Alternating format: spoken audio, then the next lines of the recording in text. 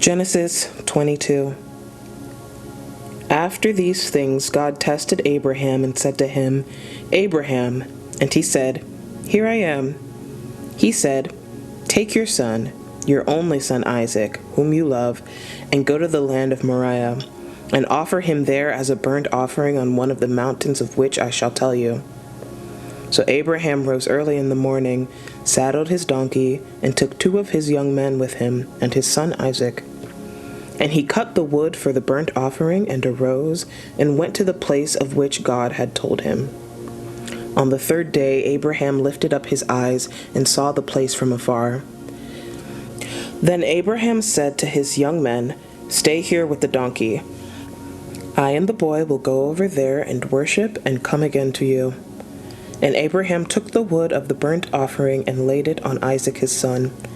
And he took in his hand the fire and the knife. So they went both of them together. And Isaac said to his father Abraham, "My father." And he said, "Here I am, my son."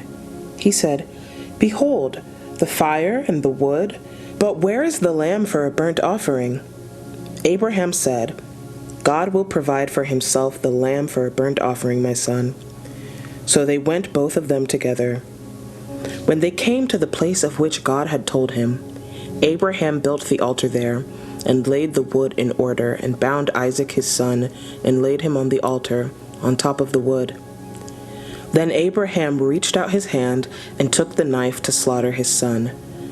But the angel of the Lord called to him from heaven, and said, "Abraham, Abraham." And he said, "Here I am." He said, "Do not lay your hand on the boy, or do anything to him, for now I know that you fear God, seeing you have not withheld your son, your only son, from me." And Abraham lifted up his eyes and looked, and behold, behind him was a ram, caught in a thicket by his horns. And Abraham went and took the ram, and offered it up as a burnt offering instead of his son. So Abraham called the name of that place, "The Lord will provide." As it is said to this day, "On the mount of the Lord it shall be provided." And the angel of the Lord called to Abraham a second time from heaven, and said, "By myself I have sworn, declares the Lord, because you have done this, and have not withheld your son, your only son, I will surely bless you, and I will surely multiply your offspring as the stars of heaven, and as the sand that is on the seashore. And your offspring shall possess the gate of his enemies, and in your offspring shall all the nations of the earth be blessed, because you have obeyed my voice." So Abraham returned to his young men, and they arose and went together to Beersheba. And Abraham lived at Beersheba. Now after these things it was told to Abraham, "Behold, Milcah also has borne children to your brother Nahor: Uz, his firstborn, Buz, his brother, Kemuel, the father of Aram, Chesed, Hazo, Pildash, Jidlaph, and Bethuel." Bethuel fathered Rebekah. These 8 Milcah bore to Nahor, Abraham's brother. Moreover, his concubine, whose name was Reumah, bore Tebah, Gaham, Tahash, and Maacah.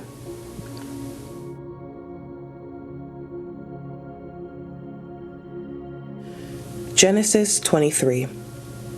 Sarah lived 127 years. These were the years of the life of Sarah. And Sarah died at Kiriath Arba, that is, Hebron, in the land of Canaan. And Abraham went in to mourn for Sarah and to weep for her. And Abraham rose up from before his dead, and said to the Hittites, "I am a sojourner and foreigner among you. Give me property among you for a burying place, that I may bury my dead out of my sight." The Hittites answered Abraham, "Hear us, my lord. You are a prince of God among us.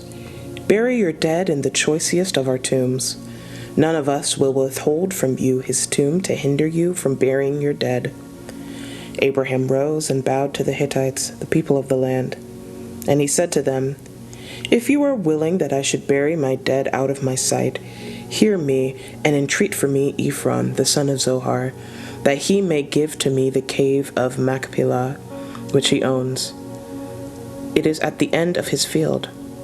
For the full price, let him give it to me in your presence as property for a burying place." Now Ephron was sitting among the Hittites, and Ephron the Hittite answered Abraham in the hearing of the Hittites, of all who went in at the gate of his city, "No, my lord, hear me. I give you the field, and I give you the cave that is in it. In the sight of the sons of my people I give it to you. Bury your dead." Then Abraham bowed before the people of the land, and he said to Ephron in the hearing of the people of the land, "But if you will, hear me. I give the price of the field. Accept it from me, that I may bury my dead there." Ephron answered Abraham, "My lord, listen to me. A piece of land worth 400 shekel of silver? What is that between you and me? Bury your dead." Abraham listened to Ephron, and Abraham weighed out for Ephron the silver that he had named in the hearing of the Hittites, 400 shekels of silver, according to the weights current among the merchants.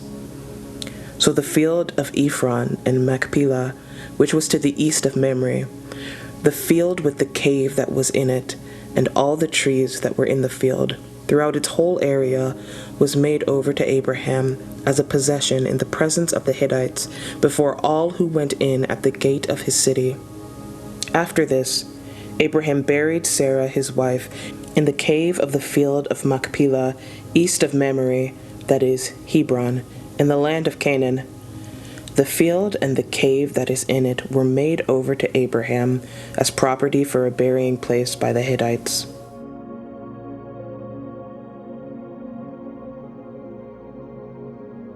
Psalm 14. To the choirmaster, of David. The fool says in his heart, "There is no God." They are corrupt. They do abominable deeds. There is none who does good. The Lord looks down from heaven on the children of man to see if there are any who understand, who seek after God. They have all turned aside. Together they have become corrupt. There is none who does good, not even one. Have they no knowledge, all the evildoers, who eat up my people as they eat bread, and do not call upon the Lord? There they are in great terror, for God is with the generation of the righteous. You would shame the plans of the poor, but the Lord is his refuge. Oh, that salvation for Israel would come out of Zion. When the Lord restores the fortunes of his people, let Jacob rejoice, let Israel be glad.